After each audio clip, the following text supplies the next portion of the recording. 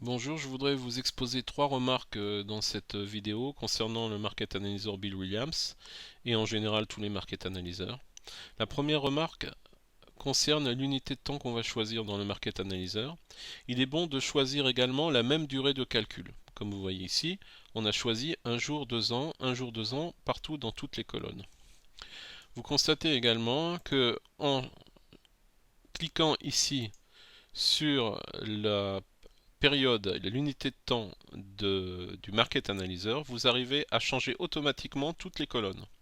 On était en période, en unité de temps principale, on est maintenant en unité mineure, et vous remarquez que toutes les colonnes, elles ont changé instantanément. Alors pour faire ça, c'est tout simple, il suffit de choisir la période globale.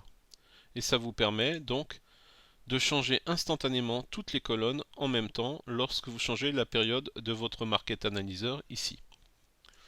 Donc c'est très pratique. Moi personnellement, j'étudie ce Market Analyzer sur l'unité de temps principale et l'unité de temps mineure. Donc l'unité de temps principale, c'est journalière, et l'unité de temps mineure, elle est horaire. Donc ça, c'est le premier élément, la première remarque que je voulais vous dire.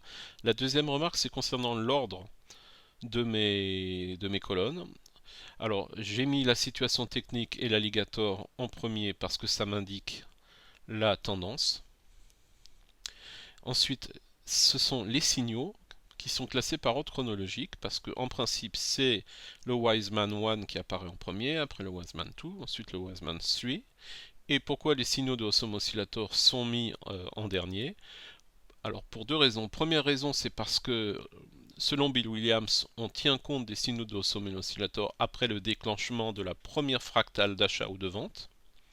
Donc après le déclenchement de la première fractale d'achat, on choisira les signaux haussiers de Awesome Oscillator, et après le déclenchement de la première fractale de vente, euh, on choisira donc les signaux vendeurs de Awesome Oscillator. C'est pour ça que je les ai mis donc en quatrième position. Et une autre raison, c'est parce que les signaux de sortie de position, c'est le Twin Peaks et donc on les voit ici. C'est vrai que dans les fractales aussi on a des signaux de sortie de position avec l'ellipse, donc c'est pour ça que je les mets en dernier.